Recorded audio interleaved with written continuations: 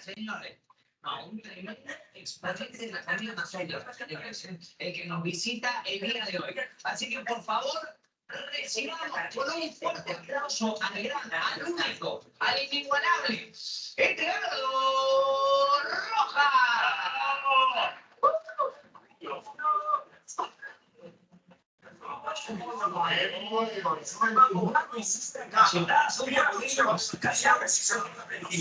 Y la medicina te limita de lo que gasta. Bendito son los. Tu simple presencia en esta cocina te encuentras en muchísimas gracias. Permiso contento de saber que tienes que participante a hacer cocina para ello. Vas a familiar bien con tus expectativas el día de hoy. Los chicos que van a decidir esta cocina. Comida amazónica, mucho me gusta la comida amazónica. Rica, por familia, ¿verdad?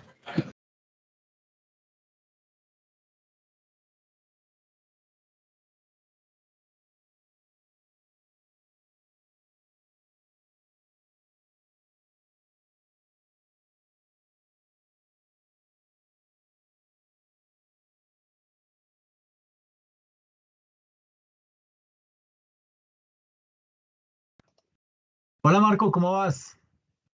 ¿Qué tal? Buenas noches. ¿Cómo va todo? ¿Bien, bien? Todo bien, gracias. Qué bueno, me alegra. Eh, ¿Me regalas un par de minutos para ver si llegan más personas y arrancamos? ¿Te parece? Todo bien, perfecto. Perfecto, muchas gracias.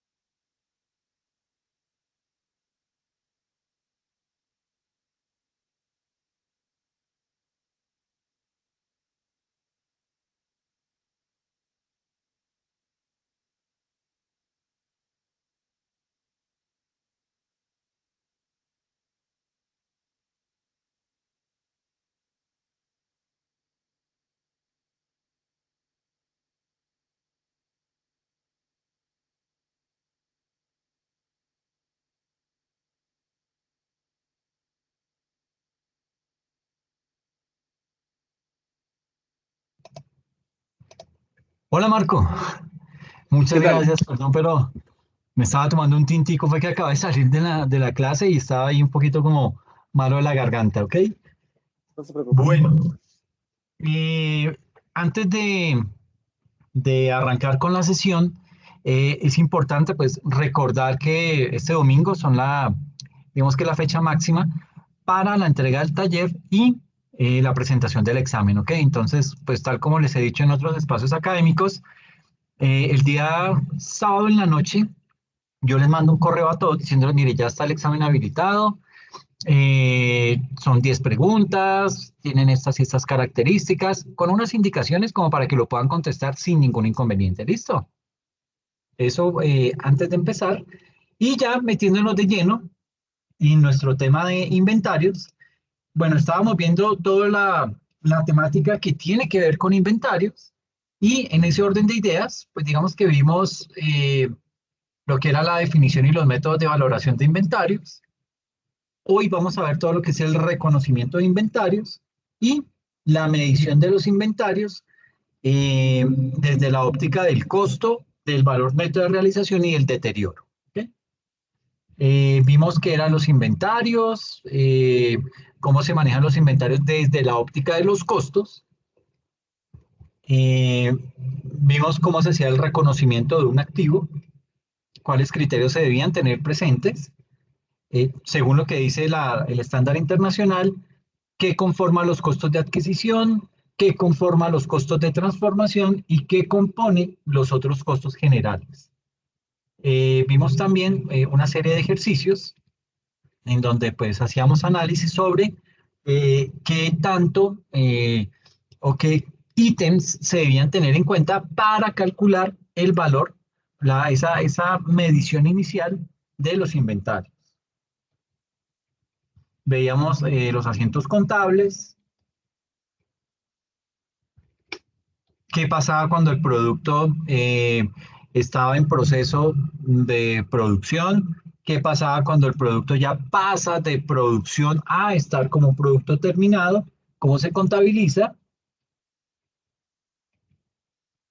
Eh, más ejercicios.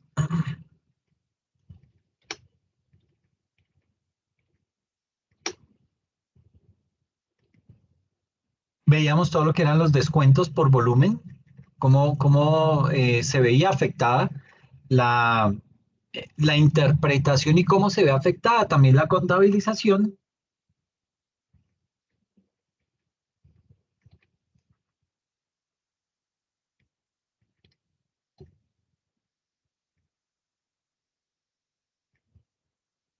Y veíamos, digamos que de una manera muy resumida, lo que eran los sistemas de control de inventarios, ¿ok? Y los métodos de valoración de inventarios. Y ahora sí, ya hoy vamos a ver lo que es todo el componente del reconocimiento de los inventarios, es decir, ya vimos la teoría, vamos a hablar hoy de lo que es el reconocimiento y la medición de los inventarios. Eh, no sin antes recordar que la medición se hace en dos momentos.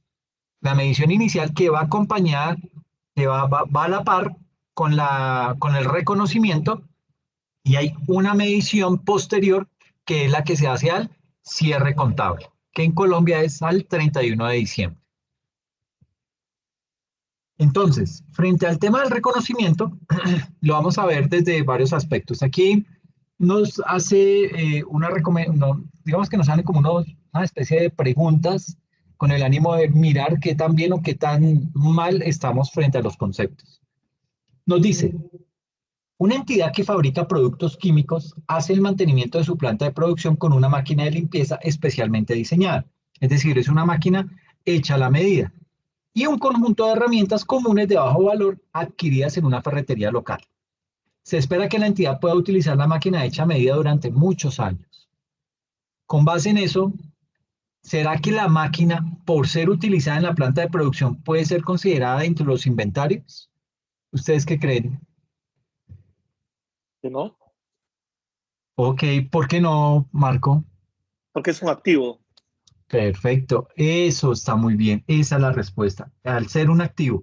Entonces, ese equipo hecho a la medida no hace parte de los inventarios.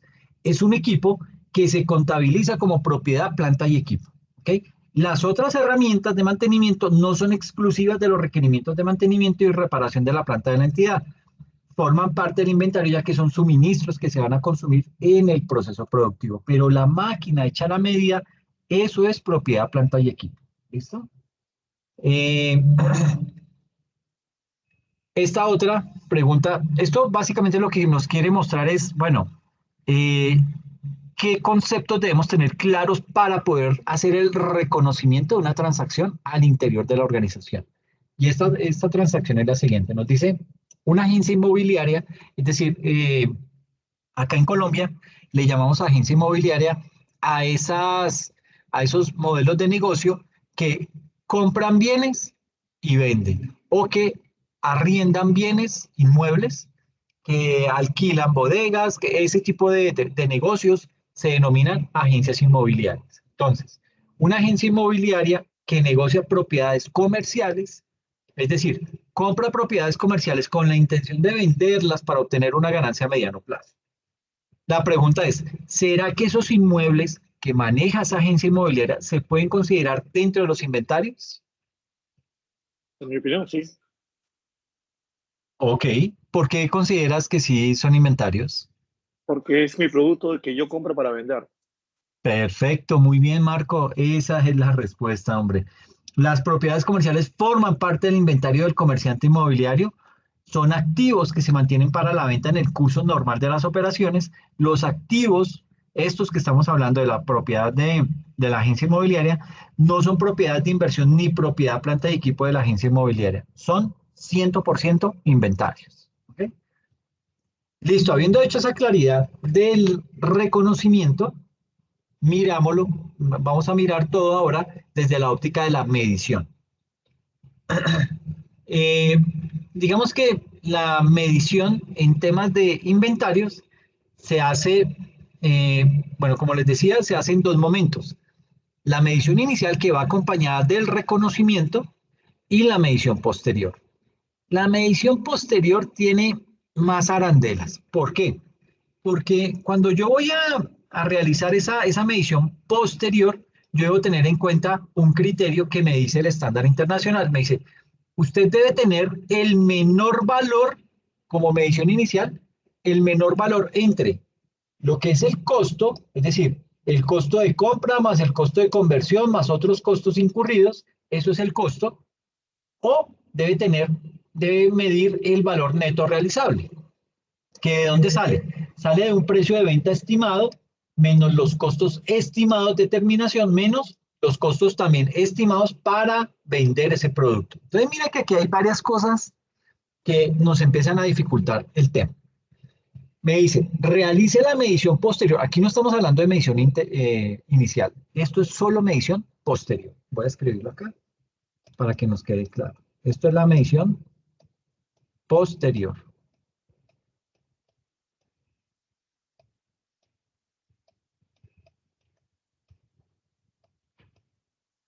Listo. Entonces, perdón la letra, pero eso con mouse queda horrible. Entonces, esa medición posterior es la que debemos calcular bajo este criterio. Me dice, tome el menor valor. ¿De qué? De el costo, es decir, de lo que yo tengo registrado en libros, en mis libros de contabilidad, me dice, usted debe tener los inventarios valorados en su contabilidad. ¿A qué valor los tiene? Los tengo valorados en 100 millones. Ok, me dice, ahora compare eso contra el valor neto de realización. ¿Y cómo se calcula ese valor neto de realización? Pues hombre, aquí me dice, para calcular ese valor neto de realización usted tiene que tomar esos inventarios, estimar el precio de venta de esos inventarios. Usted tiene esos 100 millones. Con esos 100 millones de inventarios usted dice, esos 100 millones me alcanza para 1000 unidades. Ya tengo esas 1000 unidades, supuestamente ya tengo las 1000 unidades terminadas. Entonces, ¿a qué precio las voy a vender? Entonces, todavía no sé el precio. Entonces, yo estimo a qué precio lo voy a vender. ¿Cómo debo hacer esa estimación? ¿Qué criterios debo tener para hacer esa estimación del precio de venta? Entonces, los insumos que debo agregarle a esos inventarios para poderlos transformar y convertirlos en bien terminado, para luego sí proceder a venderlo. Eh, a eso le debo restar los costos estimados también de terminación, que era lo que estaba hablando. Necesito de pronto algunos insumos, necesito de pronto alguna transformación que requiera mano de obra, todo eso lo calculo, lo estimo y le resto también los costos en los que puedo llegar a incurrir para vender esos productos, es decir, temas de empaque, temas de embalaje, temas de distribución, todo eso lo estimo y eso me da una suma. Sumo ese precio de venta estimado, le resto esos costos estimados y le resto los costos para vender y eso me da un valor. Me dice, el valor son, habíamos dicho que 100 millones era lo que teníamos en libros contables. Este valor me dio 110 millones. Entonces, ¿qué me dice? Debo registrar el menor valor. ¿Cuál es el menor valor? Pues el de los 100 millones, es decir, la medida que tenemos en nuestros libros de contabilidad. Ese es el menor valor. Al ser el menor valor, eso es lo que me voy a llevar yo como medición posterior, al final del periodo, ¿ok? Pero ¿qué pasa si ese valor calculado, este valor neto realizable, resulta ser menor que el costo, entonces, que lo que yo tengo registrado en mis libros, pues básicamente, digamos que este valor neto de realización me dio 95 millones y este me dio 100 millones. La norma me dice, registra el menor valor entre esos dos. ¿Cuál es el menor? 95 millones. ¿Qué hago? ¿Cómo ajusto yo eso? Porque como la norma me dice, es que usted lo que tiene que hacer en la medición posterior, y ese es el secreto del valor neto de realización, es que usted va, eh, como eso tiene un nombre puntual, se me fue ahorita la paloma. Básicamente lo que me obliga a ese valor neto de realización es a ajustar el precio de mis inventarios al valor real o al valor razonable en el mercado. Entonces, ¿esto qué me indica? Que si mi valor neto de realización me dio 95 millones y yo en mi contabilidad lo tengo en 100 millones, yo tengo mis inventarios sobrevalorados. ¿Cuál es el problema de tener mis inventarios sobrevalorados? Que si mi inventario está sobrevalorado, cuando yo lo voy a transformar, empiezo a transformar un inventario sobrevalorado con unos insumos posiblemente también sobrevalorados y eso me va a dar un valor de producto terminado mucho más alto. Valor terminado mucho más alto que en comparación con lo de la competencia, la de la competencia va a ser mucho más reducido, un valor inferior, y eso va a permitir que yo quede en desventaja en ese mercado. ¿Por qué? Porque la gente se va a ir a comprar el producto más barato, porque los dos son de la misma calidad. La gente, cuando el producto es de la misma calidad, el efecto diferenciador está en el precio, ¿ok? Entonces, lo que hace ese valor neto de realización es decirme, oiga, hermano, yo sé que esto es un chicharrón, calcular el precio estimado de venta, calcular los costos estimados de terminación, calcular los costos estimados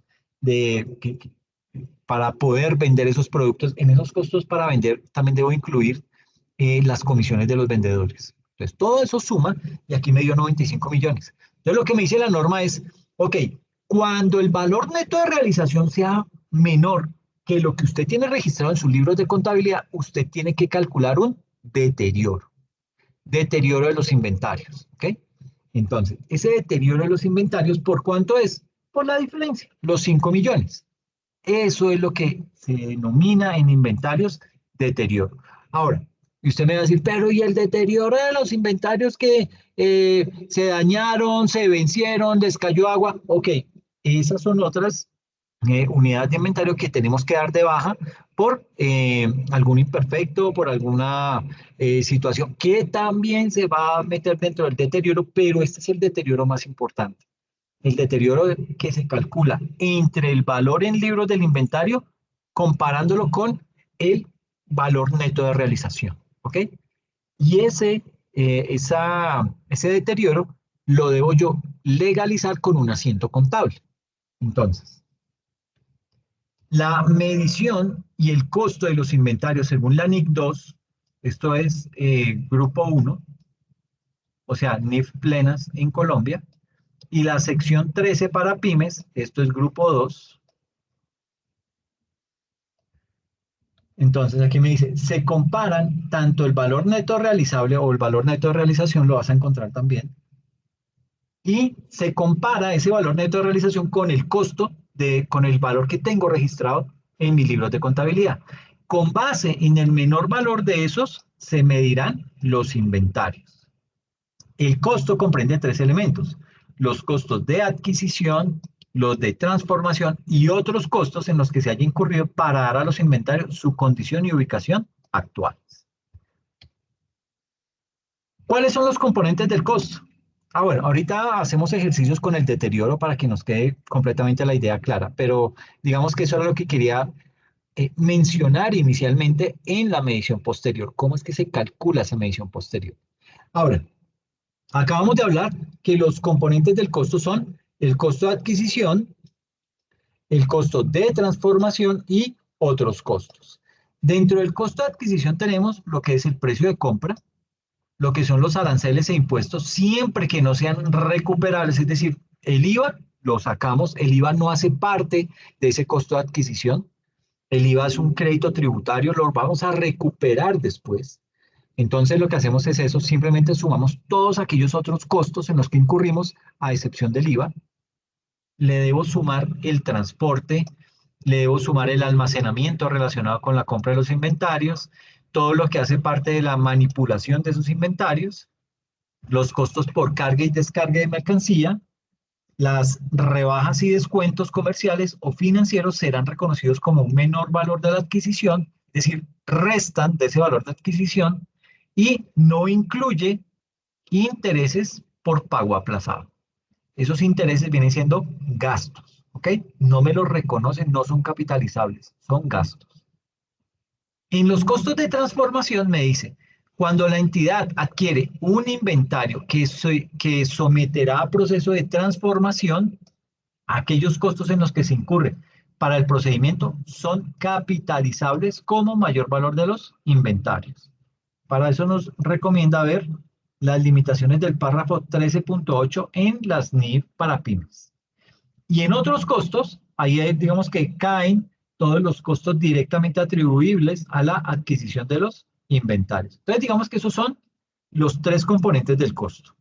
Ahora, miremos primero ese costo de adquisición. ¿Qué afectación tiene? ¿Cómo se interpreta? ¿Qué tipo de ejercicios se hacen? Etcétera. Entonces, casos prácticos sobre el costo de adquisición. Ejemplo 1.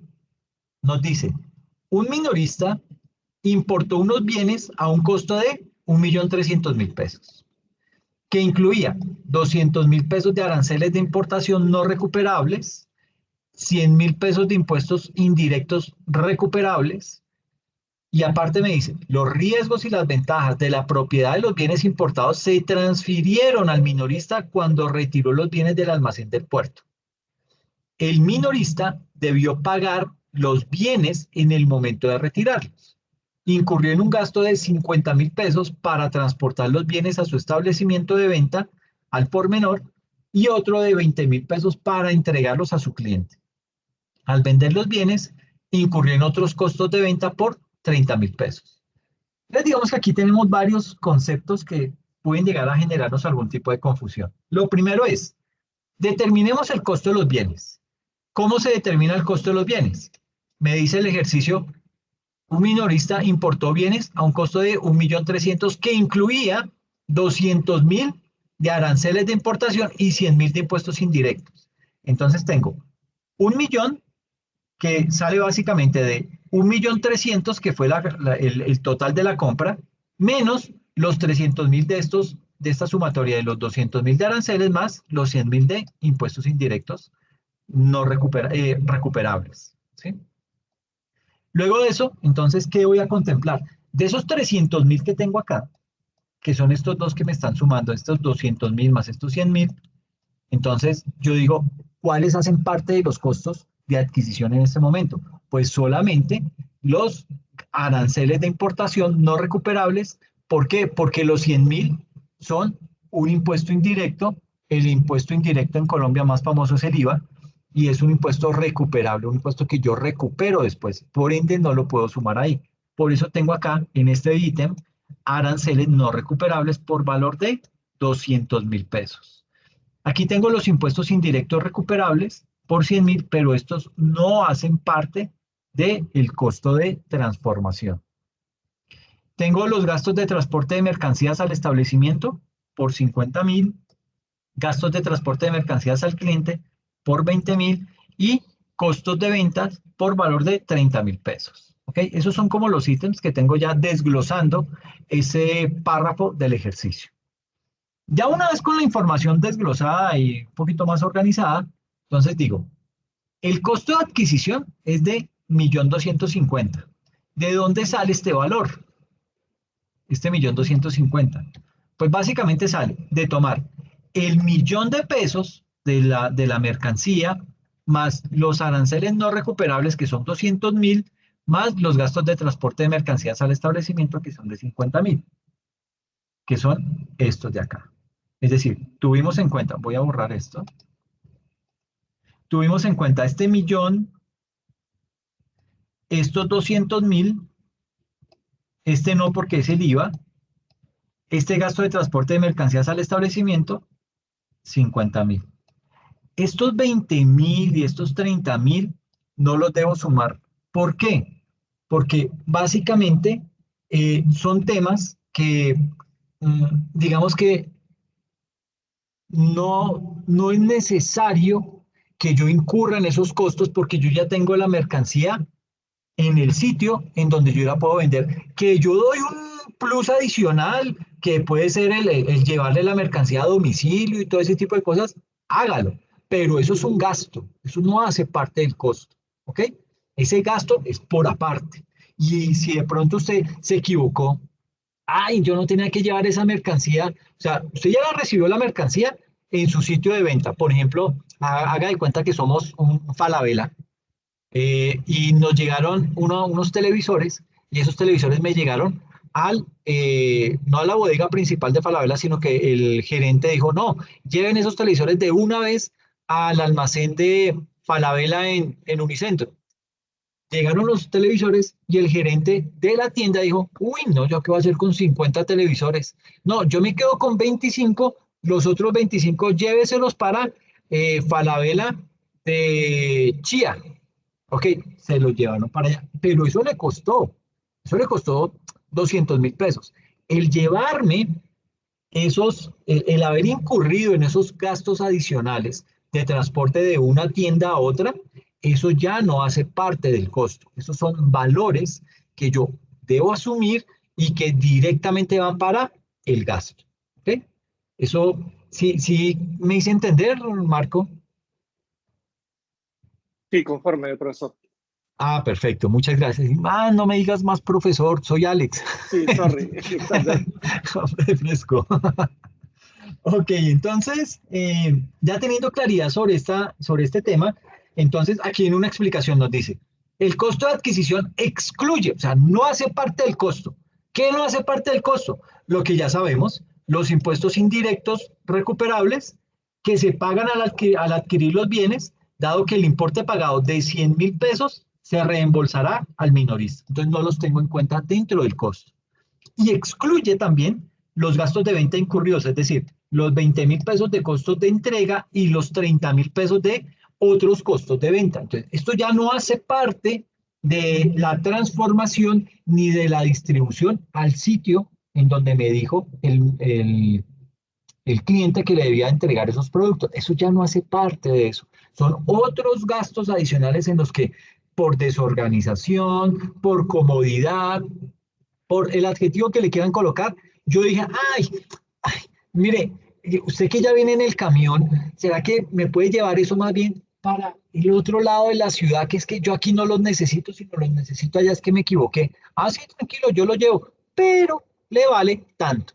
Ah, bueno, sí, yo le pago eso.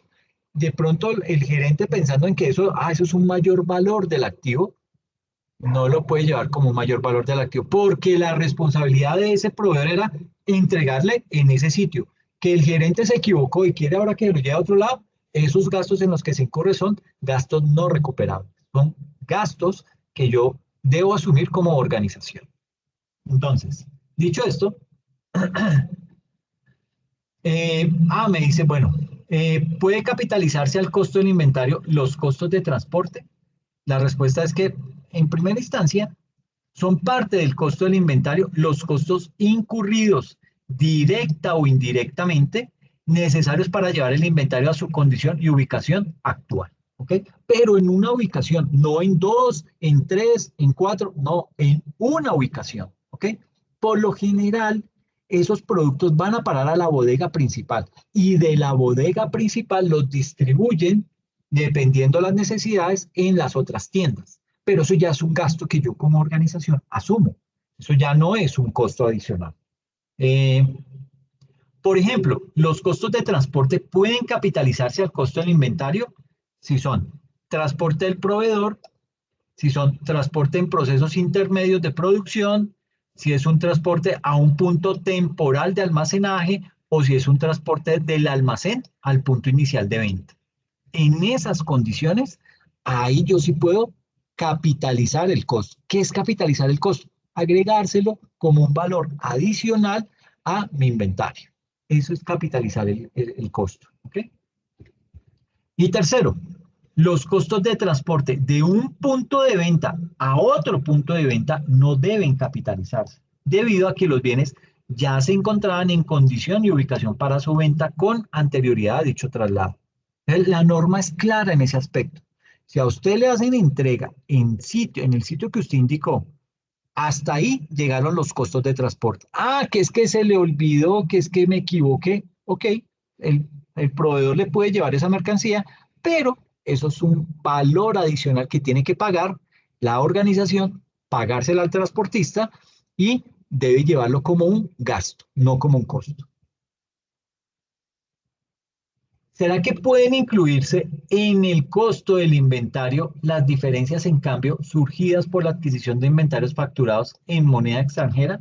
Y esta es una pregunta que casi siempre se da porque muchos productos, mucha materia prima proviene del exterior. Entonces se paga en dólares y lo que me dice es, bueno, y esa diferencia en cambio, porque es que yo la compré en, qué sé yo, en $20,000 el 1 de febrero. Y hoy estamos a 21 de febrero y el 1 de febrero lo compré a una tasa, ¿cómo se dice? Una TRM, una tasa representativa del mercado de 4,000, hoy está en 4,200. Esos 200 de diferencia por cada dólar que hago. ¿Ok? Entonces aquí lo que me dice es, ojo, la capitalización de diferencias cambiarias no es permitida. ¿Ok? Y esto es una pregunta que está dentro del ejercicio del taller de la unidad 2. Entonces, esas diferencias cambiarias ni de fonda las puedo yo capitalizar. Eso no hace parte del costo del producto. Eso es un gasto. La sección 13, es decir, la NIF para pymes, la del grupo 2, me dice la sección 13 que no permite que las diferencias de cambio o las diferencias en cambio sean incluidas en el costo de adquisición de inventarios. No se pueden llevar ahí tampoco, ni en NIF grupo 1, ni en NIF grupo 2. ¿Sí tienes claro lo de grupo 1 y grupo 2 de lo que hablo? Sí, sí, interesante. Ok, perfecto. Algo que de pronto no tengas así en la retentiva, me dices y lo explicamos, ¿ok? Chévere, gracias. Bien. Segundo, me dice, la sección 13, es decir, bueno, ya lo dijimos, ¿no? La sección 13 no permite contabilizar o capitalizar la diferencia en cambio como un mayor valor del inventario. Me dice, el párrafo 23 de la NIC 21, efectos de las variaciones en las tasas de cambio de la moneda extranjera, indica lo siguiente. Literal B, las partidas no monetarias en moneda extranjera que se midan en términos de costo histórico se convertirán utilizando la tasa de cambio en la fecha de la transacción, precisamente para evitar una tasa de cambio en un momento y una tasa de cambio en otro momento, y que esa diferencia, como yo no la puedo capitalizar, la voy a terminar perdiendo porque se me va para el gasto. ¿Okay?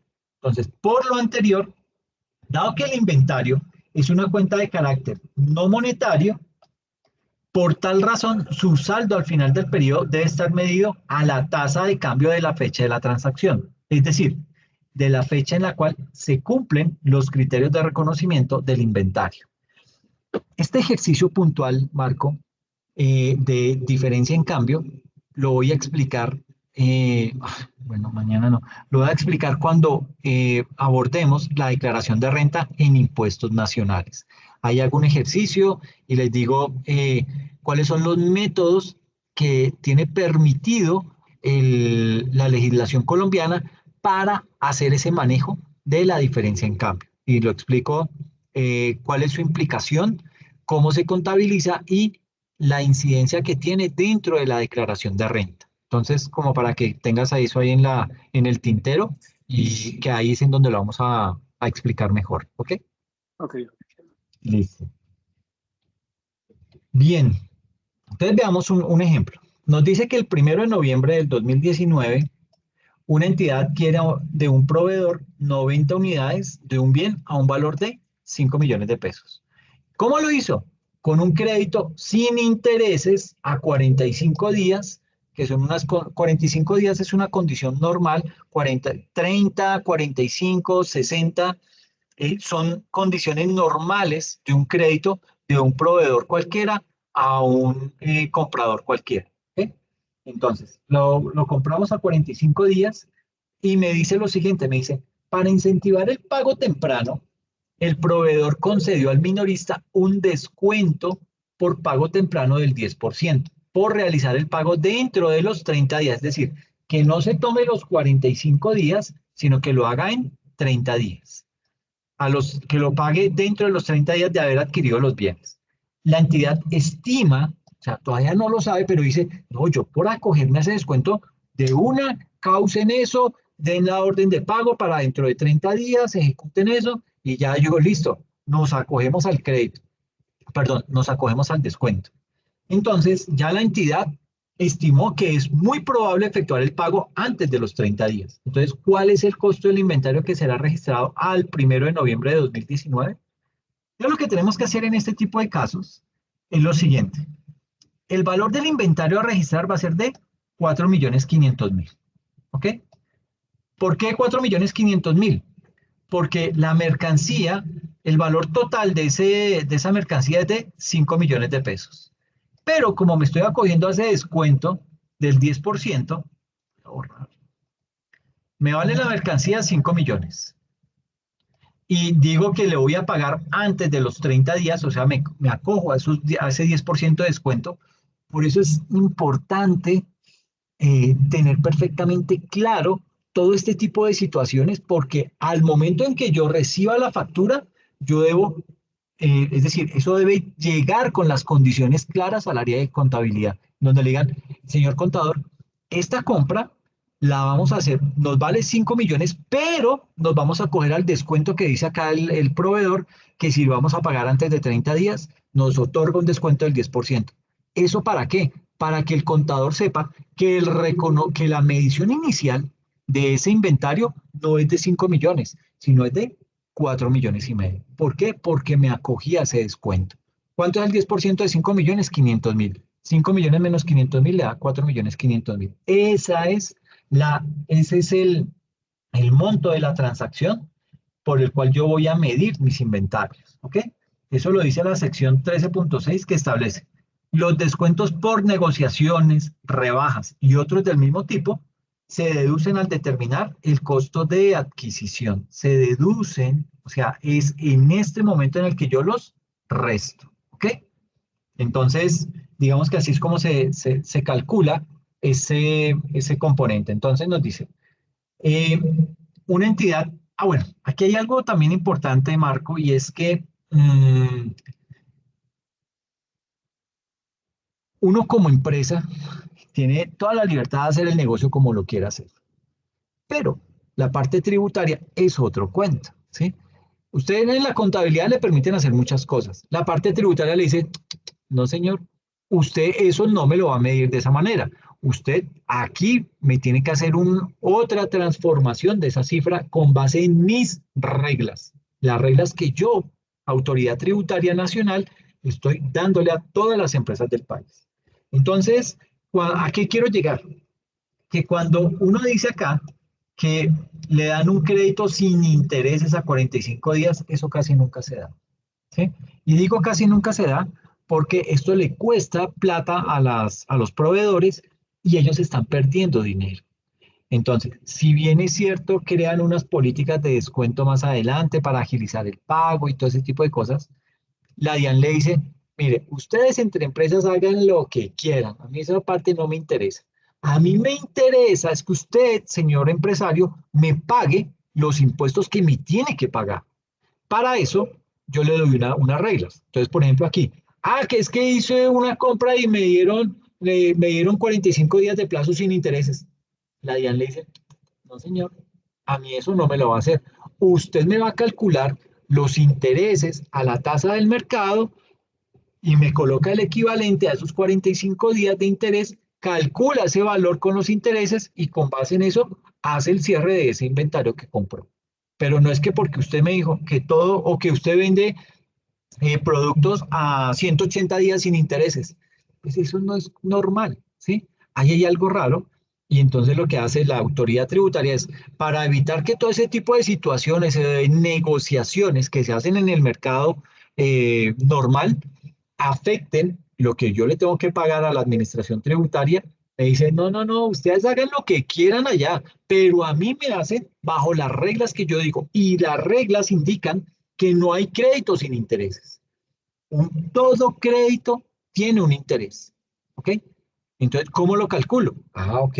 Entonces, la misma norma me dice, ok, eso, cuando usted tiene una transacción que es a un determinado plazo y no le va a cobrar intereses, entonces usted lo que tiene que hacer es calcule la tasa de interés del mercado, por ejemplo, un crédito de 5 millones en un banco, ¿cuánto me vale, cuánto me cobran de interés por un crédito en el banco de 5 millones a 45 días de plazo? ¿Sí? Pues eso nunca lo da un banco, pero pues digamos que ellos pueden sacar ese cálculo, le hacen como una especie de cotización y dicen, mire, usted me termina pagando 5 millones 82 mil 570 pesos. Bueno, listo, ya tiene ese valor y con base en eso usted determina, me están cobrando una tasa de interés del 4% efectivo, no, del 12% efectivo anual, ¿sí? Y lo calcula. Eso es lo que me dice la norma, ¿ok? Para la DIAN, para la autoridad tributaria, no le interesa las negociaciones que ustedes hagan como empresarios por aparte. Pero a la DIAN, cuando le vamos a pagar o vamos a liquidar los diferentes impuestos, esos impuestos tienen unas reglas, reglas claras dentro del estatuto tributario, que son las que tenemos que contemplar para hacer un cierre contable tributario, decirle, esto que a mí no me cobraron intereses, yo a la DIAN no le puedo decir que no me cobraron, yo tengo que calcularlos, ajustar ese asiento contable y decirle la utilidad es de tanto, ¿ok? Eso es lo que pasa y de eso también hacemos ejercicios en impuestos nacionales. Entonces, aquí me dice, una entidad adquirió una partida del inventario en 5 millones de pesos con un crédito a 2 años, sin intereses. Esto a simple vista, cuando uno ve esto, aquí hay un lavado de dinero, ¿sí? Porque ¿quién vende mercancía a 2 años sin ningún tipo de interés? Es muy raro. Entonces, la DIAN dice, no, pues ya que la fiscalía investigue, que otra entidad investigue, a mí ustedes me liquidan eso a la tasa de interés del mercado que rige en ese momento. Entonces me dice acá que una tasa de interés adecuada es del 10% por año, ¿ok? Entonces, ¿cuál es el costo del inventario? Aquí ya el tema se pone un poquito más chévere. ¿En qué sentido? Me dice que para medir correctamente el valor del inventario en ese tipo de casos, es decir, cuando es a un determinado plazo y sin intereses, me dice que hay que traer a valor presente ese pago futuro. Es como raro. Entonces, ¿cuál es el valor futuro? Los 5 millones. Esto es lo que yo voy a pagar en 2 años. Que con intereses o sin intereses, por ahora, voy a pagar en el futuro 5 millones. Entonces, lo que yo tengo que decir es, esos 5 millones que yo tengo que pagar en 2 años, hoy, ¿cuánto me valen? ¿Okay? Para eso hay una formulita. Esa fórmula me dice, valor presente es igual a valor futuro, es decir, estos 5 millones, ¿sí? Sobre 1 más la tasa de interés. como es sin intereses, entonces cero. No, porque por eso aquí me dice, una tasa de interés adecuada es del 10% por año. Cuando esto no pasa en la vida real. En la vida real le dicen a usted 2 años sin intereses. Ok, usted tiene que salir al mercado y buscar cuál es una tasa de interés adecuada para un préstamo de 5 millones a 2 años, cuánto es lo que debería pagar de tasa. Y esa tasa es la que calcula acá. Ok, entonces en este caso el ejemplo nos dice que es el 10% por año. Entonces es 1 más 0,1, que es estos dos valores que están aquí entre paréntesis, a la n, a el número de periodos, el número de años que va el crédito, que son 2 años. ¿Ok? Así las cosas, pues uno siempre en matemática lo primero que hace es lo del paréntesis. Entonces, valor presente es igual a los 5 millones sobre, hago esta operación, 1 más 0,1 a la 2. Eso me da 1,21. 5 millones entre 1,21 me da 4.132.231 pesos. Ese es el valor que yo voy a registrar hoy en mi contabilidad de un monto que voy a pagar de 5 millones en 2 años. Es decir, esos 5 millones de 2 años hoy valen 4.132.000. Imagínense, casi 1 millón menos. Se está perdiendo el 20% de ese valor. Bueno, casi el 20%. ¿Ok? ¿Sí me hice entender con esto? Correcto, sí, está claro. Perfecto, muy bien, muy bien. Entonces, me dice acá que el costo del inventario es de 4.132.231 correspondiente al valor presente del pago futuro. Listo.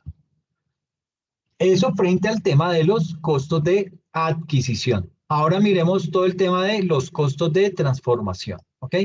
Costos de transformación es cuando la entidad adquiere un inventario que va a someter a un proceso de transformación. Esos costos en los que se incurre para el procedimiento de transformación son capitalizables, o sea, son un mayor valor del inventario. Entonces, casos prácticos sobre costos de transformación. Entonces me dice, los costos de producción incluyen costos directamente relacionados con las unidades producidas, por ejemplo, la mano de obra directa, ¿sí? Segundo, una asignación sistemática de costos indirectos de producción fijos y variables. Entonces, ¿cómo se calculan esos costos indirectos? Teniendo en cuenta la capacidad normal de producción, es decir, si es una producción que se espera conseguir en circunstancias normales o anormales, enviar directamente a resultados los costos indirectos no es apropiado, porque ahí usted está, eh, digamos que es una jugadita que se le devuelve después, eso lo vemos más adelante. Y me dice en tercer lugar que el importe del costo indirecto fijo, o sea, los famosos CIF, distribuido a cada unidad de producción, no se incrementará como consecuencia de un nivel bajo de producción ni por la existencia de capacidad ociosa. Y los costos indirectos no distribuidos se reconocerán como gastos en el periodo en que se hayan incurrido.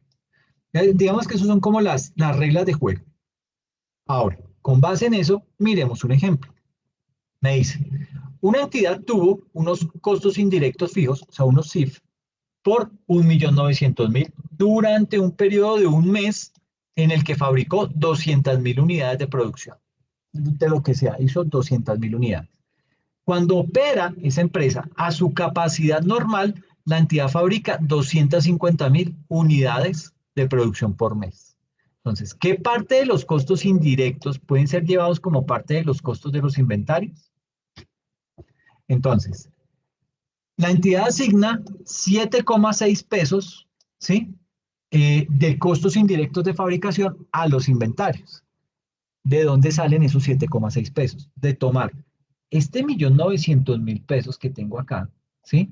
Lo divido no entre los 200.000, entre las 200.000 unidades producidas, sino en lo que yo produzco en una situación normal, que son las 250.000 unidades. Entonces, 1.900.000 menos dividido 250.000 unidades me da 7,6 pesos por cada unidad que le debo agregar a ese inventario por los costos indirectos de fabricación. ¿Ok? Entonces, también me indica que los costos indirectos fijos asignados serían de 1.520.000, es decir, tomar las 200.000 unidades que en realidad se produjeron por los 7 pesos con 6 centavos, eso me da 1.520.000 pesos, ¿ok? Y los costos indirectos fijos no asignados equivalen a 380.000. Esos 380.000 los debo reconocer como un gasto del periodo. ¿Por qué? Porque se produjo a una cantidad menor de la cantidad normal de producción en esa empresa. Entonces, aquí básicamente lo que me está diciendo es, ok, usted tiene unos inventarios, unos costos indirectos de fabricación de 1.900.000, ¿ok? Ese 1.900.000 se lo reconozco si usted produce 250.000 unidades, pero como apenas produjo 200, le digo, ok, ese 1.900.000 dividido las 250.000 que es el promedio de una producción normal, eso me dice que cada producto vale 7,6 pesos. Entonces, 7,6 pesos por las 200.000 unidades que produjimos, no las 250.000, sino las 200, eso me da 1.520.000. Y 1.520.000 menos estos millones, este 1.900.000 me da 380.000 de diferencia, ¿ok? Eso es lo que se está haciendo. ¿Qué quiere decir esto en palabras cristianas?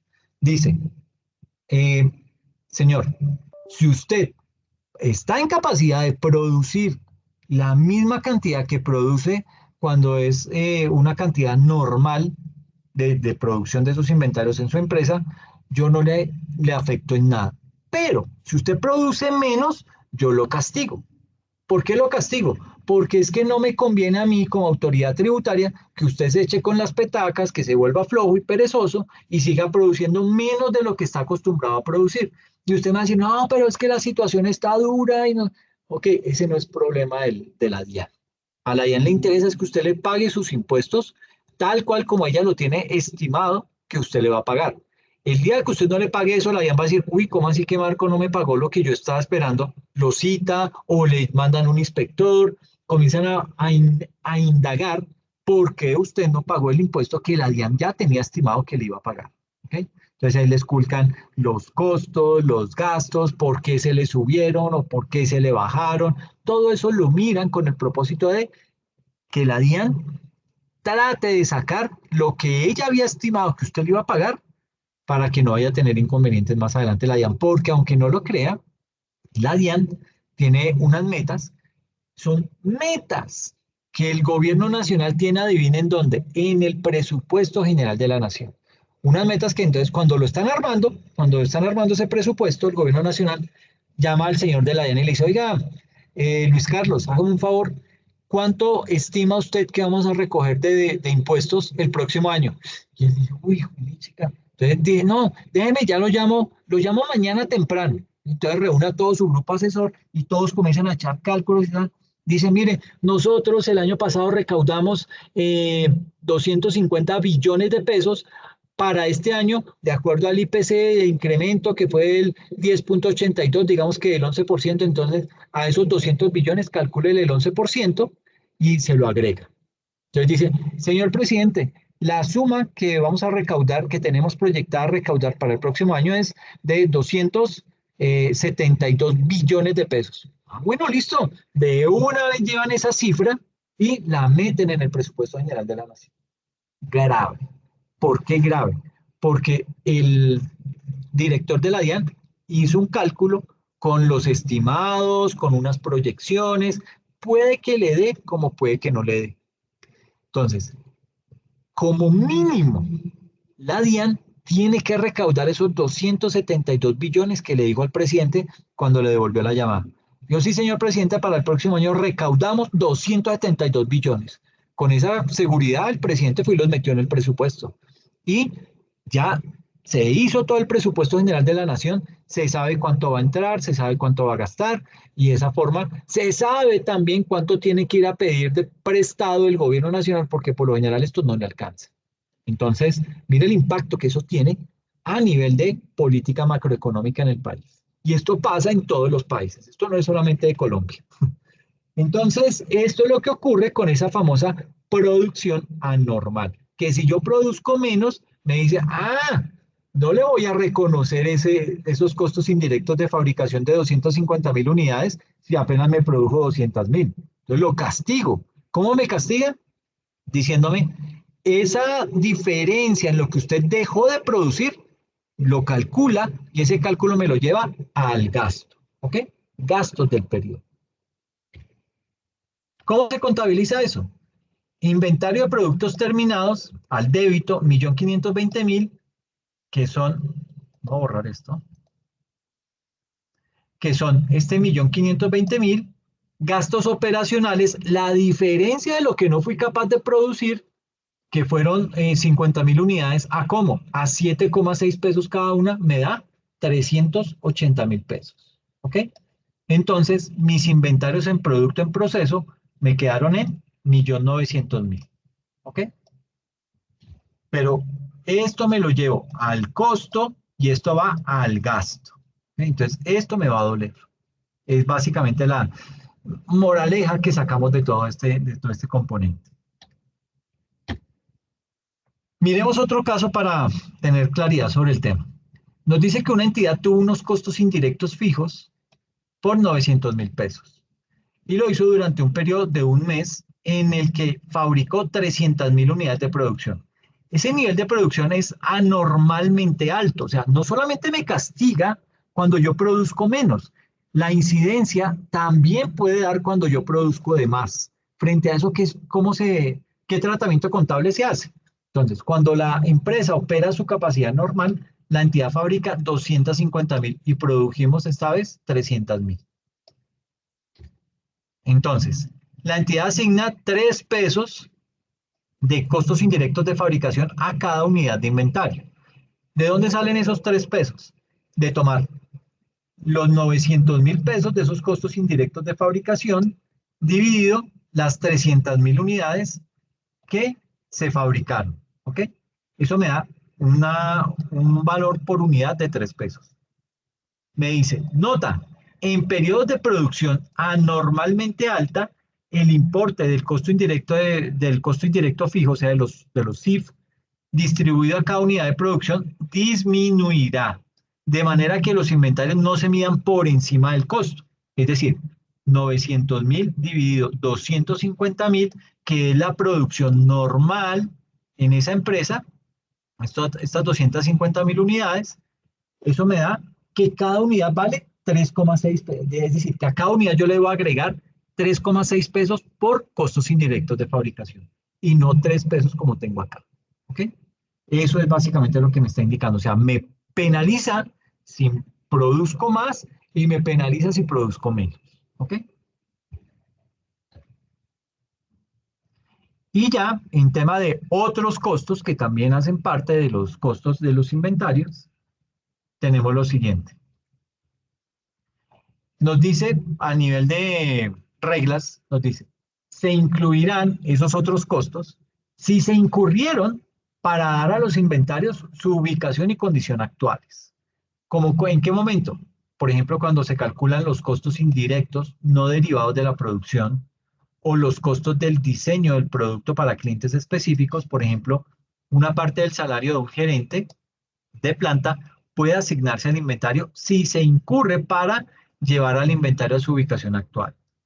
Segundo, los costos excluidos del costo de los inventarios y reconocidos como gastos del periodo. Por ejemplo, todo lo que son las cantidades anormales de desperdicio de materiales o la mano de obra. Los costos de almacenamiento, a menos que sean necesarios para el proceso productivo. Los costos indirectos de administración que no contribuyeron a dar a los inventarios su condición y ubicación actual, y todo lo que son los gastos de venta. Así las cosas, hagamos un paréntesis de qué hemos avanzado hasta ahora. Hemos visto, primero, todo lo que tiene que ver con la definición de los inventarios. Luego vimos todo lo que tiene que ver con los métodos de valoración de los inventarios. Tercero, vimos el reconocimiento de los inventarios y ahora estamos en la medición de los inventarios. Medición de los inventarios que se hace teniendo en cuenta los diferentes costos en los que se incurre en una organización, que son costos de adquisición, costos de transformación y otros costos. ¿ok? También dentro de esa medición de inventarios tenemos lo que hace referencia al valor neto realizable o al valor neto de realización, que es básicamente calcular el deterioro de mis inventarios. ¿Para qué calculo el deterioro de mis inventarios? Para no tener unos inventarios sobrevalorados que después me inflen el precio de venta de ese producto, ¿ok? Y por eso es tan importante realizar esta operación, determinar ese deterioro de esos inventarios, ¿ok? Y frente a la medición de los inventarios, también hay que tener en cuenta el deterioro que básicamente se desprende de la comparación del valor en libros que yo tengo en mi inventario y del cálculo que hago del valor neto de realización. Determino cuál es el menor y si el menor es el valor neto de realización, debo aplicar el deterioro. Ya hacemos un ejemplo de eso. Entonces, hablemos de ese valor neto realizable. Digamos que desde la óptica de la medición, ese valor neto realizable, ya se los había indicado, se hace estimando el precio de venta, es decir, se calcula ese valor neto de realización tomando un precio de venta estimado, ¿sí? Se dice, cada unidad la voy a vender a 5.000 pesos. Ok, a esos 5.000 estimados, réstele los costos estimados para su terminación. ¿Cómo qué costos puedo incluir? Los materiales directos, la mano de obra directa, el transporte de materiales, la depreciación de la maquinaria, etc. Y también a esos costos estimados, réstele los costos necesarios para su venta. Por ejemplo, comisiones a vendedores, la publicidad, los descuentos, el empaque, la distribución, todo ese tipo de cosas entran ahí como esos costos estimados necesarios para la venta. Así se calcula ese valor neto de realización.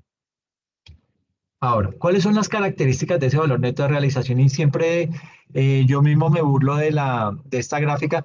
¿Me regalas un momentico? Cierro la puerta, por favor. Ok. Entran y me dejan la puerta abierta y se ponen a hablar allá como locos. Entonces, sí, perdón por la gráfica, es como muy colorida. Pero bueno, básicamente lo que quiero es explicar lo siguiente. Dentro de esas características de ese valor neto de realización, es importante tener en cuenta que ese valor neto de realización es una estimación. ¿Y qué es una estimación? Y esto es bien importante. ¿Por qué? Porque cuando uno va a hacer una auditoría, en la auditoría uno arranca evaluando dos cosas. La primera, las políticas contables de la organización. Y la segunda, las estimaciones contables. Esas estimaciones están por lo general inmersas en la política contable.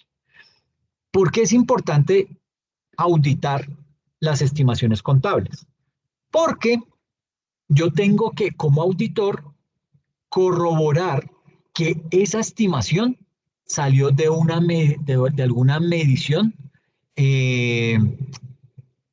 ¿cómo lo digo? De una medición seria que se hizo en la organización. Es decir, yo puedo salir, me asomo a la ventana y digo, uy, hoy va a ser frío, ¿sí? Estoy estimando, bajo mi criterio, que es la observación, estoy estimando que va a ser frío. Pero eso, digamos que puede hacer frío los primeros 30 minutos, después puede que haga solo, después viene un aguacero, dependiendo de la temporada del año y otra serie de factores. Pero mi estimación, basándome en la observación, me equivoqué, ¿sí? Porque dije va a ser frío, pero después hizo el sol más radiante y yo salí con sombrilla, chaqueta, impermeable, botas, etcétera, y me encontré con tremendo sol. Entonces, esa estimación estuvo mal, ¿sí? Entonces, lo que yo hago en un proceso de auditoría es decir, ok, ¿cuáles son los elementos que usted, señor empresario, tuvo en cuenta para realizar ese proceso de estimación? ¿En qué se basó? ¿En un estudio científico?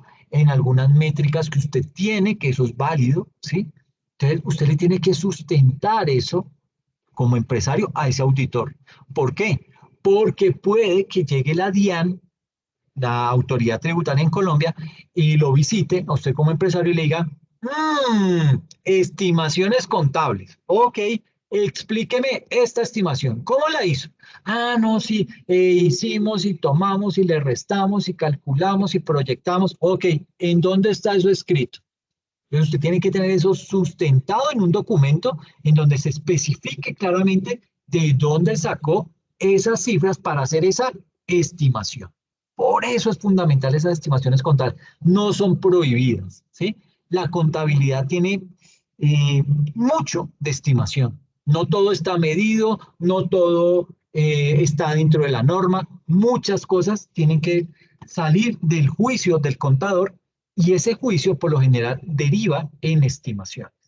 Pero las estimaciones deben estar debidamente sustentadas. Ahora usted me dice, sí, es que yo tengo sustentado en este trabajo de investigación y fue un trabajo de grado que hicieron para en una universidad, pues el inspector le dice, no, pero esto no es válido, hermano, esto no tiene ningún sustento científico ni jurídico, nada, esto fue un trabajo que hizo un par de estudiantes y ya. Pues es que yo lo encontré en línea y lo rescaté y entonces lo implementé. No, pues tiene que ser algo con peso, algo con mucho sustento que le permita a ese inspector decir, sí, está bien medido, qué chévere, una buena métrica, una muy buena estimación y se la valgo, ¿ok? Entonces hay que tener eso muy presente porque eso puede llegar a pasar en diferentes escenarios y pues hay que tratar de estar muy bien documentado frente a ese tipo de situaciones, ¿ok? Entonces, básicamente aquí lo que me dice es, el valor neto realizable es una estimación de lo que posiblemente se va a poder vender un bien menos lo que me cuesta vender dicho bien, ¿ok? Entonces, mucho ojo con las estimaciones. Segundo, el valor neto de realización de los inventarios depende de varios factores, entre esos, del tipo de producto que se está comercializando y de su valor en el mercado en el cual se está transando. De eso depende también ese valor neto de realización. Tercero, el valor neto de realización debe ser comparado ¿contra qué? Pues contra el importe que yo tengo registrado en mi libro de contabilidad, ¿ok? Esa fue la explicación que les di al comienzo cuando nos metimos con el valor neto de realización. Me decía la gráfica, calcule el menor valor entre el valor que tiene registrado en libros y el valor neto de realización. El menor de esos dos es el que yo le valgo, ¿ok? Pero si el menor es el valor neto de realización, usted tiene que calcular el deterioro. Y ese deterioro es básicamente un asiento contable que lo que hace es ponerme esos inventarios que tengo sobrevalorados en mis libros de contabilidad, bajarlos al valor del mercado. Eso es lo que significa ese deterioro, ¿ok? Entonces aquí me dice, el valor neto de realización debe ser comparado con el importe en libros de los inventarios de acuerdo con el principio de medición de los inventarios, el cual corresponde con el menor entre el importe en libros o el valor neto de realización. Y cuarto, me dice, la NIC 2 y la sección 13 de la NIF para pymes busca que el inventario nunca se encuentre sobrevalorado. ¿Por qué? Porque un inventario sobrevalorado hace que mi precio de venta al público se dispare. Y si yo tengo un precio de venta disparado, yo solito me estoy pegando un tiro en el pie. Porque no voy a vender, ¿sí? Porque ese producto se me va a quedar quieto. Porque al único que le está beneficiando es a la competencia. Entonces, tengo que tener eso muy bien controlado, muy bien calculado para evitar ese tipo de situaciones, de tener unos inventarios sobrevalorados. ¿Ok? Miremos un ejercicio. Nos dice el ingenio azucarero. Un ingenio azucarero es una planta en donde cogen toda la caña de azúcar, la transforman, la procesan y sacan el azúcar que luego venden al mercado. Por lo general, esos ingenios azucareros pertenecen a las empresas de gaseosas en Colombia. Entonces, está Postobón, tiene su propio ingenio, su ingenio azucarero. Ese ingenio azucarero le vende todo el azúcar que necesita a Postobón para producir sus gaseosas y engordar a la gente. Ese es un comentario ahí añadido. Entonces, el ejercicio dice, un ingenio azucarero presenta los siguientes saldos de inventarios al final del periodo. Nos dice que hay 14.000 kilogramos de azúcar morena a un costo de producción de 2.500 pesos cada kilo. Para un total de, multiplicamos estos 2.500 entre los 14.000 y eso me da 35 millones de pesos. ¿Ok? Eso es lo que vale esos 14.000 kilos de azúcar morena. El precio por el cual podría ser vendida el azúcar en el mercado es de 3.000 pesos por kilo. Es decir, le voy a ganar 500 pesos por cada kilo. ¿Ok? Ahora, aparte de eso, hay unos costos de venta estimados, y vuelvo y sale la palabrita, por cada kilogramo vendido. Me dice, si yo vendo 1 kilogramo, a ese valor le debo contemplar 200 pesos del salario a los vendedores, 20 pesos de comisión a los vendedores, eso quiere decir que se ganan el 10% de comisión, el transporte de mercancías, que vale 100 pesos por cada kilogramo, impuesto de industria y comercio, que equivale a 3 pesos, y el arriendo de la bodega, que vale 50 pesos por cada kilogramo de azúcar. Entonces, ¿cómo calcular el valor neto de realización de 1 kilogramo de azúcar? Entonces, lo primero que hay que hacer es calcular los costos necesarios para la venta. Es lo primero que tengo que hacer. Y para eso hay que realizar el siguiente análisis. Nos dice, tenemos aquí una serie de conceptos: el salario de los vendedores, las comisiones de los vendedores, el transporte de mercancías, el ICA o el impuesto de industria y comercio y el arriendo de la bodega.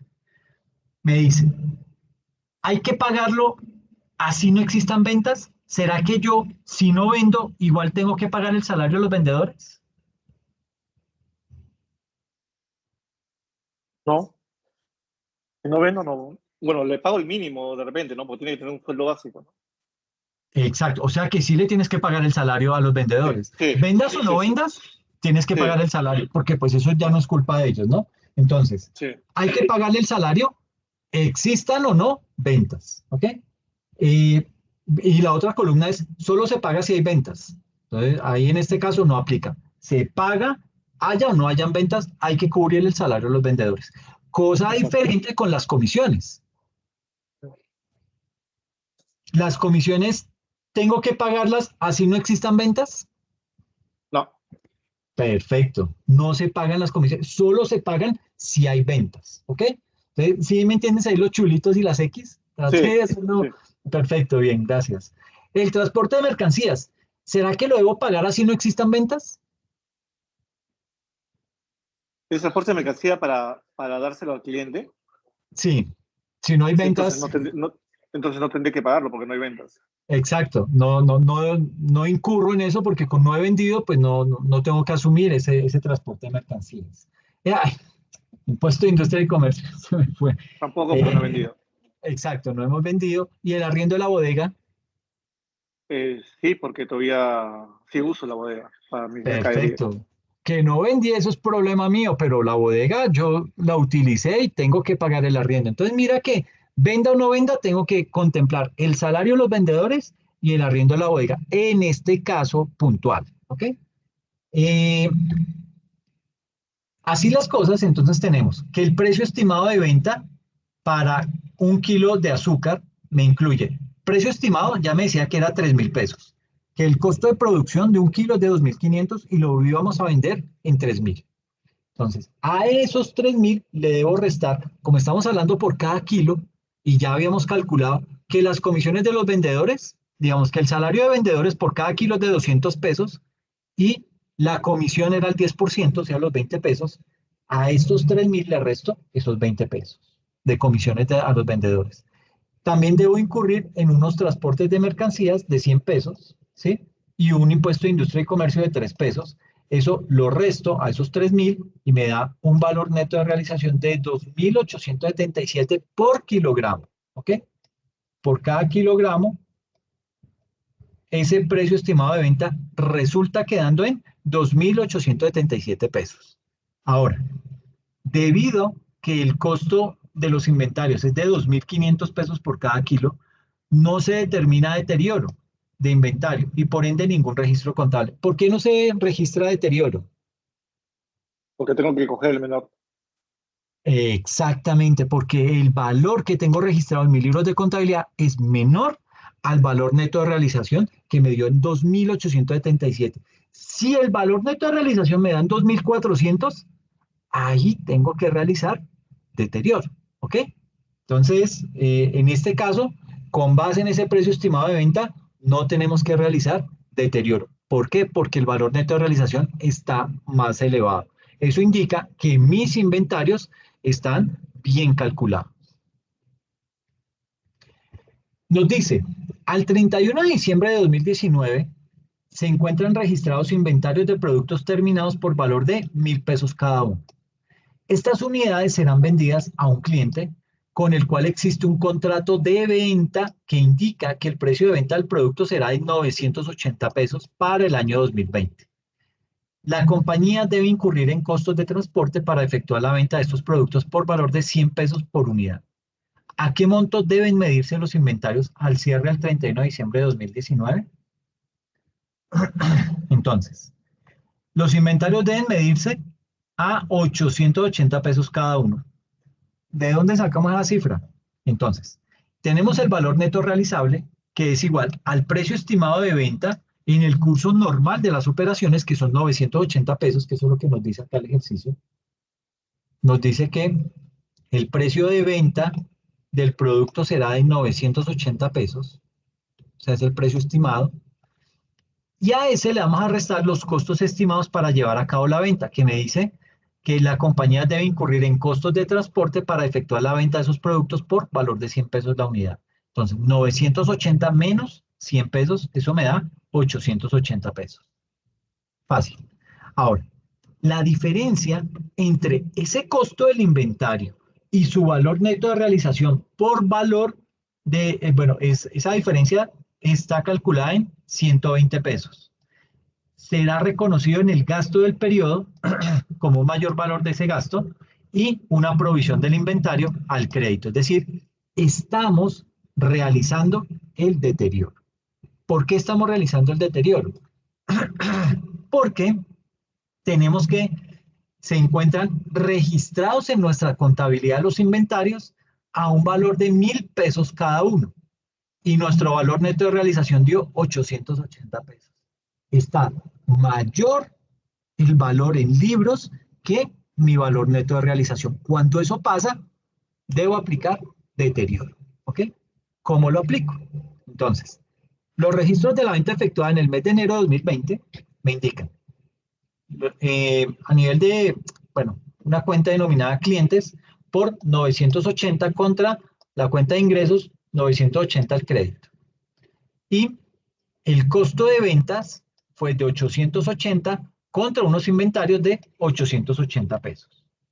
Entonces aquí tengo unos gastos de transporte avaluados en 100 pesos contra, ¿de dónde lo pagué? Del disponible, puede ser de efectivo, lo pagué con bancos, o cualquiera que haya sido el medio, con 100 pesos al crédito. Luego, esto me indica que tengo unos ingresos de 980 menos un costo de ventas de 880, unos gastos de transporte de 100 pesos, estos dos me suman 980. 980 menos 980 me da un resultado neto de 0 pesos. ¿Ok? Entonces, no tuvimos ni utilidad ni pérdida en esas ventas que tuvimos para ese periodo. Entonces, no medir los inventarios a su valor neto de realización al cierre del periodo generaría una pérdida de 120 pesos en el periodo 2020. Por eso hay que hacer la comparación a nivel de valor de mis inventarios en mis libros de contabilidad versus el valor neto de realización para evitar esta situación. Esa pérdida que se me puede llegar a presentar en el año siguiente por un monto que puede llegar a ser significativo para la organización. Entonces, hablemos otro poquito de deterioro de inventarios. Aquí me indica que el valor neto de realización debe ser comparado con el importe en libros. Esto ya lo sabemos, ya lo tenemos claro. Y me indica lo siguiente.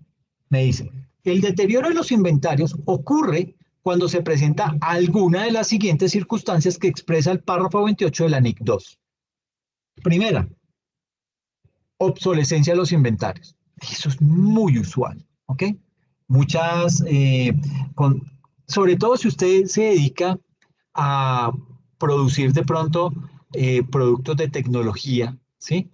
Esos van avanzando muy rápidamente y es fácil que se quede usted con unos inventarios completamente obsoletos porque no pudo terminar la producción, porque algo que pasó en pandemia es que, por ejemplo, no había chips y muchos, sobre todo los chips, se lo castigaron, no tanto a los celulares, porque celulares se venden por montón.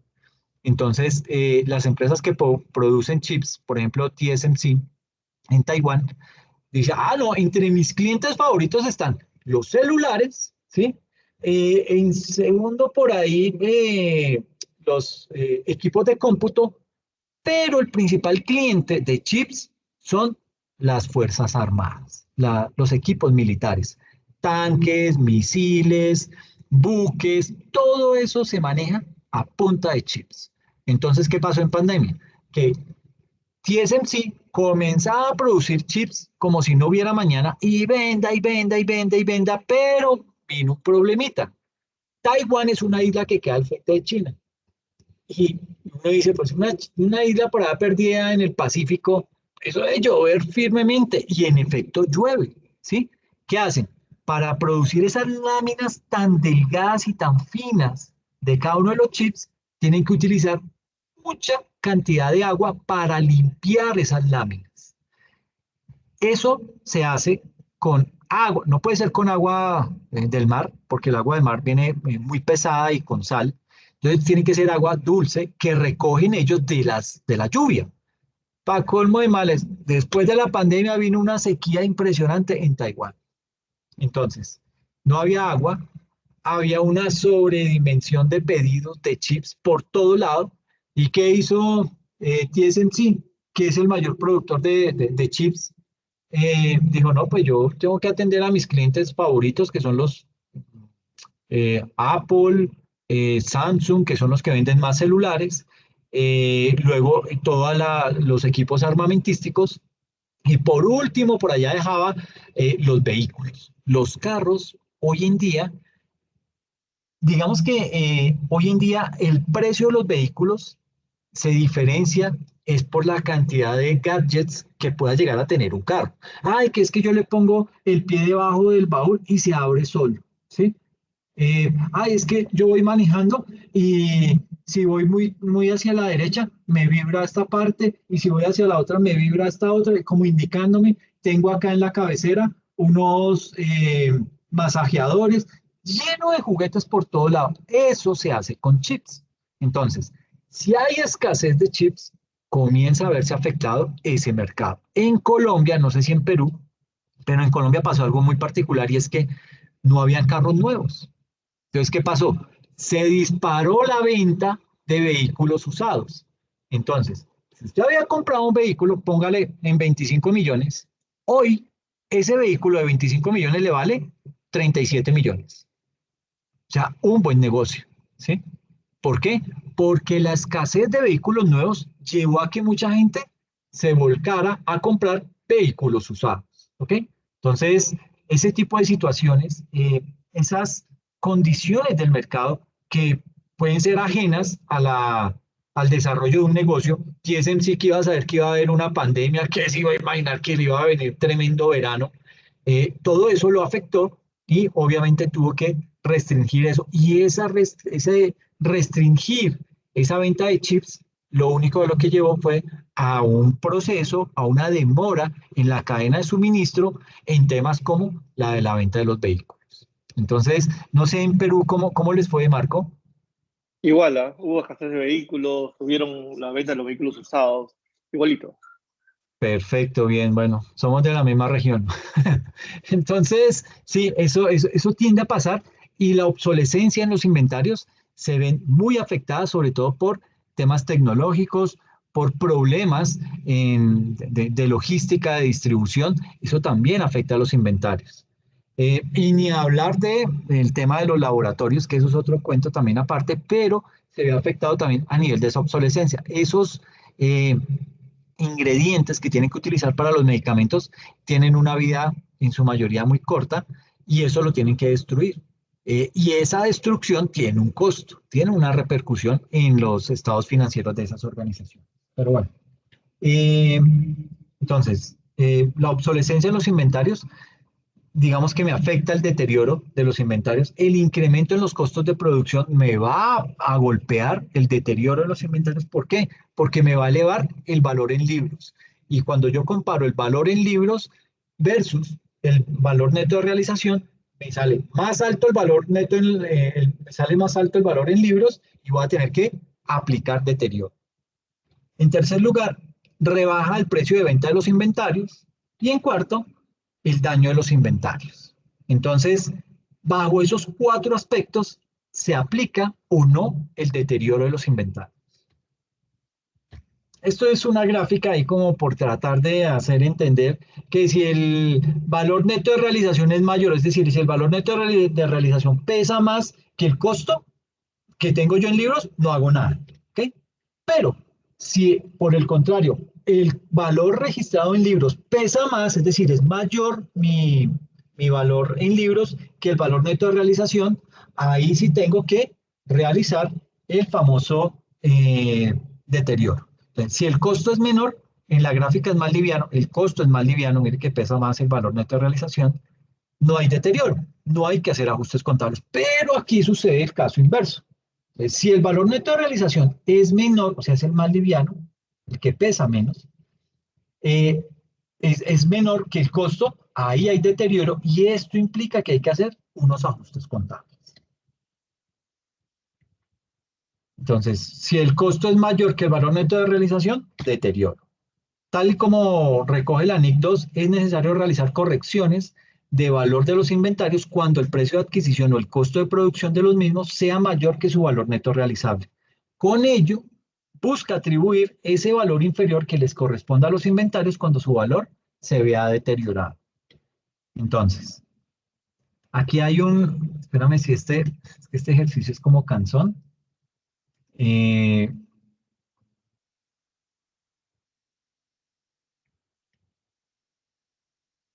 Ok, hagamos este. Entonces me dice lo siguiente. Espérame, tomo un poquitico de agua. Entonces, el ejercicio dice lo siguiente. Una entidad tiene inventarios en materia prima con un valor en libros de 100 millones de pesos, con los cuales se pueden fabricar productos cuyo precio de venta es de 140 millones de pesos. Pero para llevar a cabo el proceso de fabricación debe incurrir en los siguientes costos. Entonces, costos de mano de obra, 15 millones. Costo de ventas, 14 millones. Costos indirectos de fabricación por 10 millones. Pagar una comisión del 10% a los intermediarios y los costos de los fletes se estiman en 5 millones. ¿En cuánto podemos decir que este inventario se encuentra deteriorado? Entonces tenemos que hacer los siguientes cálculos. Entonces, para poder calcular ese deterioro del valor de los inventarios, la entidad debe calcular el precio de venta estimado menos los costos de terminación y venta, es decir, calcular el valor neto de realización. Entonces, tenemos aquí una serie de conceptos versus sus valores. ¿Ok? Y lo que hacemos es los cálculos que ya nos dice la norma. Precio de venta estimado, 140 millones. Eso nos lo da el ejercicio. Nos dice cuyo precio de venta es de 140 millones de pesos. Entonces ya tenemos ese dato.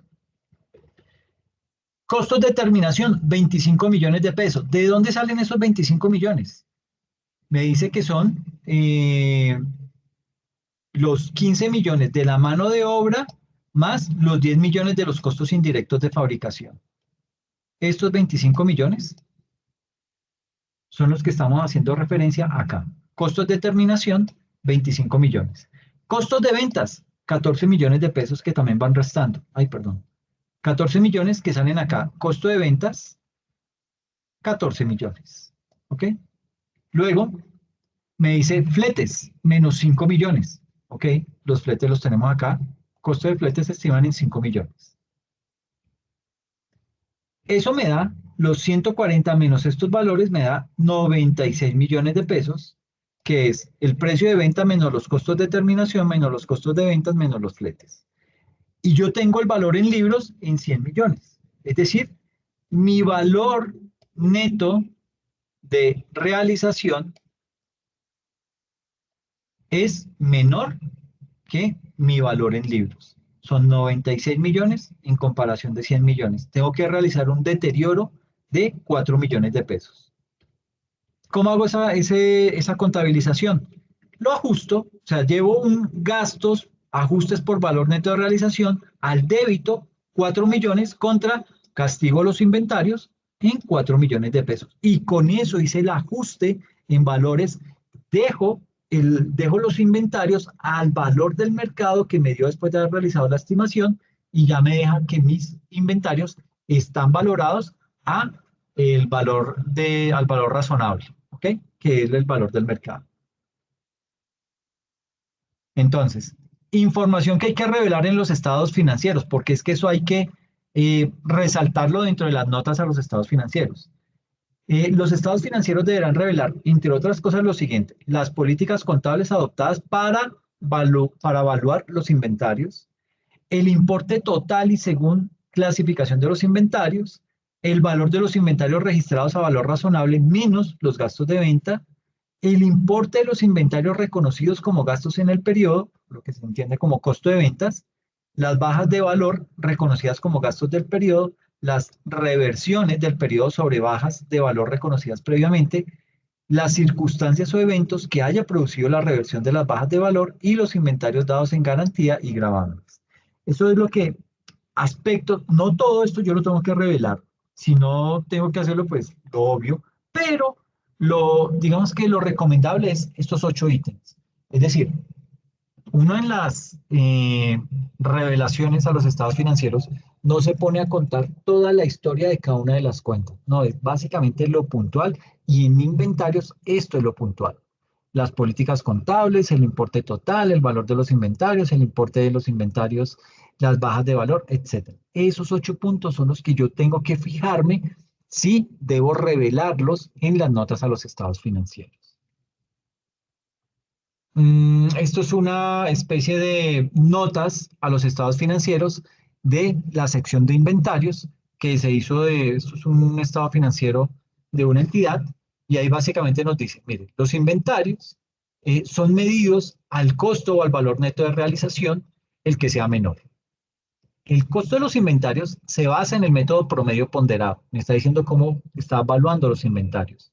E incluye los desembolsos en la adquisición de inventarios, costos de producción o conversión y otros costos incurridos en su traslado a su ubicación y condiciones actuales.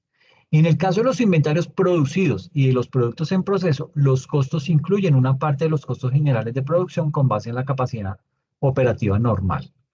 Y sigue. El valor neto de realización es el valor de venta estimado durante el curso normal del negocio menos los costos de terminación y los costos estimados de vender.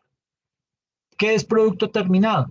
Incluye todos aquellos que aquí básicamente lo que estamos haciendo es una pequeña descripción de lo que es la política contable de inventarios. Esto es lo que vemos aquí en esta imagen, que está inmersa dentro de las notas de los estados financieros porque yo ahí tengo que explicarle a los lectores de mis estados financieros bajo qué reglas se están contabilizando los inventarios en la organización. Entonces, veamos este caso. Bueno, esto ya lo hemos hablado, valor neto de realización, también que si es en libros, que, en fin. Es que quiero que miremos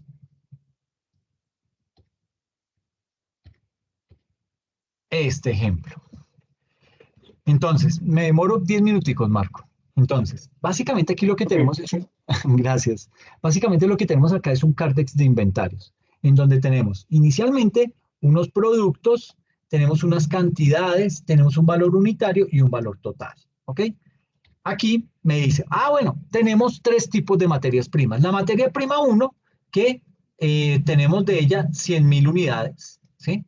Que cada unidad equivale a 12.500 pesos, que multiplicada los 12.500 por las 100.000 unidades me da un valor de 1.250 millones de pesos valorados en esa materia prima 1. La materia prima 2, tengo 120.000 unidades, cada unidad vale 13.500, es decir, esa materia prima 2 en mi contabilidad vale 1.620 millones de pesos. Y una materia prima 3, de la cual apenas tengo 50.000 unidades a 14.200 cada unidad, lo que me indica que están valoradas en 710 millones de pesos. Ese es mi Cardex de inventario. Luego, tengo que calcular el deterioro del inventario. Es decir, siempre, o sea, yo creo que está mal expresado el calcular el deterioro porque no siempre me va a dar deterioro. Yo lo que tengo que hacer es calcular si mis inventarios están valorados al precio del mercado. Es básicamente lo que tengo que hacer. Que tenga que aplicar el deterioro, eso es un resultado debido a que mis inventarios no están valorados al precio del mercado. Yo creo que he venido utilizando mal el término, pero con este ejemplo nos va a quedar más claro. Entonces tenemos acá los productos, entonces mi Cardex ahora se aumentó. Tengo los productos, el precio de venta estimado, los costos de terminación, los costos de ventas y eso me da el valor neto de realización. Materia prima 1, me dice que el precio de venta estimada de esa materia prima es de 17.000 pesos por unidad. Que los costos de terminación son de 2.000 pesos y los costos de venta son de 1.500. Entonces yo lo que tengo que hacer es a estos 17.000 le resto 2.000 y le resto 1.500, eso me da 3.500, 17.000 menos 3.500 me da un valor neto de realización de 13.500 pesos de mi materia prima 1. ¿Qué pasa con la materia prima 2? Me dice que el precio estimado de venta es de 18.000 pesos. Costos de terminación. Me falta agregarle 1.800 pesos. Y costos de ventas 1.200. 1.800 más 1.200 me da 3.000. 18.000 menos 3.000 me da 15.000, que es mi valor neto de realización de la materia prima número 2. ¿Okay? Y la materia prima número 3 se estima venderla en 17.000 pesos la unidad. Tengo unos costos de terminación de 2.000 y unos costos de venta de 1.750, me da 3.750 menos 17.000, me indica que mi valor neto de realización de la materia prima 3 es de 13.250 pesos. Entonces, ¿ahora qué hago? Amplío más mi Cardex. Bueno, lo que hago es comparar mi Cardex contra este valor neto de realización. Entonces tengo la materia prima está valorada en 12.500 pesos la unidad, en mi contabilidad. En mi valor neto de realización, mi materia prima está valorada en 13.500 pesos. Es mayor el valor neto de realización que el valor en libros, o sea que no hay deterioro. La materia prima 2, en libros la tengo en 13.500 y en mi valor neto de realización está evaluada en 15.000 pesos. Entonces, es mayor mi valor neto de realización que mi valor en libros, entonces no hay deterioro. Pero la materia prima 3 vale 14.200 en mi contabilidad y el valor neto de realización me dio 13.250 pesos. Aquí sí hay deterioro. En esa materia prima 3 hay deterioro y tengo que entrar a ajustar ese valor con un asiento contable. Es el único de las 3 materias primas, la 3 es la única a la que le tengo que aplicar deterioro. Entonces, materia prima, no hay deterioro, la 1, la 2 tampoco hay deterioro, la 3 sí hay deterioro. Hay que realizar un ajuste por la diferencia entre 14.200 menos 13.250, eso me da una diferencia de 950 por unidad y tenemos 50.000 unidades en inventario. Eso me indica que el valor que yo debo ajustar es de 47.500.000 pesos. ¿Ok? ¿Cómo lo hago? Bueno, aquí tengo 17.000 el precio de venta en la materia 1, 18.000 de la 2 y 17.000 de la 3, los costos de terminación, los costos de ventas, los valores. Aquí me indica que el deterioro es de 950 por unidad. Eso equivale a 47.500.000, que es lo que tengo que ajustar.